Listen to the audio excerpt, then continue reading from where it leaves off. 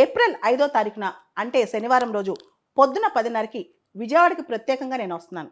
విజయవాడలోని ఆంధ్ర లాయలా కాలేజ్లో CSBIS academy PCM prelims come mains batch తర్వాత డిగ్రీ ప్లస్ సివిల్స్ ఎవరైతే గ్రాడ్యుయేషన్ చేస్తున్నారో లాయలా కాలేజ్లో కానీ బయట కానీ ఎవరైతే గ్రాడ్యుయేషన్ చేస్తున్నారో వాళ్ళందరి కోసం గ్రాడ్యుయేషన్ పోస్ట్ గ్రాడ్యుయేషన్ అందరి కోసం ఇంటిగ్రేటెడ్ కోర్స్ అనమాట. డిగ్రీ ప్లస్ సివిల్స్ కోర్స్ కూడా అక్కడ లాంచ్ చేస్తాం. దీనికి సంబంధించి అనేక సందేహాలు వస్తాయి. సివిల్స్ ఎగ్జామ్ ఎలా రాయాలి, ఎలా పాస్ అవ్వాలి, దీనికి సంబంధించి సివిల్సే కాదు రకరకాల కాంపిటేటివ్ ఎగ్జామ్స్ గ్రూప్ 1 గ్రూప్ 2 దీనికి సంబంధించి మీ సందేహాలు అడిగి తెలుసుకోవచ్చు.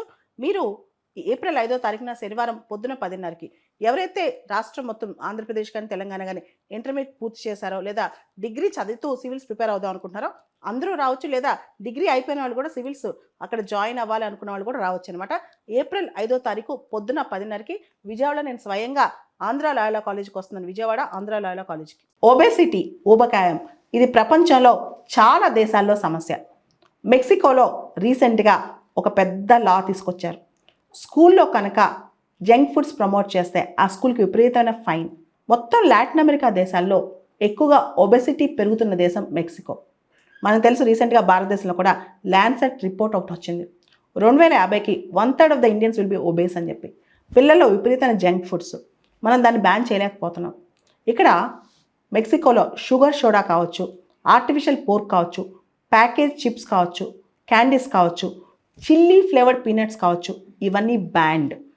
ఏదైతే high sugars, high salts, high fats ఉన్నాయో వాటి మీద పెద్ద బ్లాక్ లేబుల్ వేస్తారంట. అంతేకాదు స్కూల్స్లో వాటిని ప్రమోట్ చేస్తే చాలా పెద్ద పెద్ద ఫైన్స్ వేస్తారంట మెక్సికోలో స్కూల్స్కి. ఆల్రెడీ పెద్ద పెద్ద ట్యాక్స్లు వేశారు మెక్సికోలో. ఏమని అంటే ఇంతకుముందు ఫ్యాట్ ఫుడ్స్ మీద ట్యాక్స్లు స్టార్ట్ చేశారు, అయినా వినట్లేదు పిల్లలు అక్కడ. దాంతో స్కూల్లో ఖచ్చితంగా న్యూట్రిషనల్ ఆల్టర్నేటివ్స్ ఏదైతే పౌష్టికాహారానికి సంబంధించిన ప్రత్యామ్నాయాలు ఉన్నాయో వాటిని ప్రోత్సహించాలి. ప్లెయిన్ వాటర్ కావచ్చు, బీన్ టాకోస్ కావచ్చు, ఫ్రెష్ ఫ్రూట్స్ కావచ్చు, వీటిని చేయాలని చెప్పారనమాట. అంతేకాదు పెద్ద పెద్ద వార్నింగ్ లేబుల్స్ కూడా పిల్లల మీద చెప్తున్నారు, ఇది తినకూడదు ఇది తినకూడదు అని చెప్పి. ఇదే దిశగా అమెరికా కూడా రీసెంట్గా అమెరికాకు వచ్చిన కొత్త హెల్త్ మినిస్టర్ ఆయన ఉన్నారు కదా, రాబర్ట్ కెనడీ జూనియర్, ఆయన ఒక మూమెంట్ స్టార్ట్ చేశారు, మేక్ అమెరికా హెల్దియర్ అగైన్ అని చెప్పి. అక్కడ కూడా జంక్ ఫుడ్ యాడ్స్ అనేది తగ్గించాలి, హెల్దీ ఫుడ్స్ తీసుకోవాలి, ప్రాసెస్ ఫుడ్స్ ఆపేయాలని చెప్పి ఆయన కూడా స్టార్ట్ చేశారనమాట. యూకేలో జంక్ ఫుడ్స్ యాడ్స్ మీద బ్యాన్ వచ్చేసింది ఈ మధ్య. అదేవిధంగా చిలీ దేశంలో జంక్ ఫుడ్స్ మీద కార్టూన్స్ వేయటం, పిల్లల్ని అట్రాక్ట్ చేసే యాడ్స్ వేయటం ఇవన్నీ తప్పని చెప్పారు. నార్వేలో కూడా అన్హెల్తీ ఫుడ్స్ మీద బ్యాన్ విధించాలి, దాని మీద చాలా ట్యాక్స్లు వేయాలని చెప్పి పెద్ద డిమాండ్స్ వస్తున్నాయి. ప్రపంచంలో చాలా దేశాల్లో ఈ మధ్య పిల్లలు ఈ ప్రాసెస్ ఫుడ్స్ కానీ జంక్ ఫుడ్స్ కానీ బాగా తింటున్నారు. ఇండియాలో కూడా ఒబెసిటీ విపరీతంగా పెరిగిపోతుందని చెప్పి కొన్ని రిపోర్ట్స్ చెప్తున్నాయి. ల్యాన్సెట్ రిపోర్ట్ కూడా చెప్తుంది అనమాట.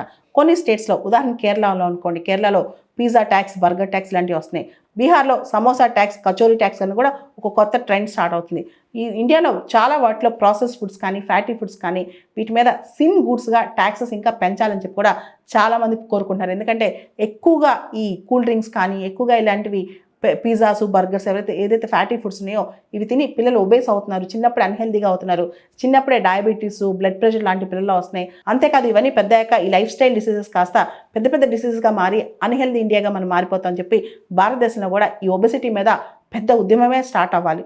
ఇక్కడ మనం ఒక ప్రశ్న వేసుకోవాలి, మెక్సికోలో స్కూల్స్లో జంక్ ఫుడ్స్ పూర్తిగా బ్యాన్ చేసినట్టు, ఏ స్కూల్స్ అయితే జంక్ ఫుడ్స్ ప్రమోట్ చేస్తాయో ఆ స్కూల్స్ మీద ఫైన్స్ వేసినట్టు ఇండియాలో కూడా సేమ్ రూల్స్ తీసుకొద్దామా? ఎలా ఉంటుంది ఒకసారి ఆలోచించండి.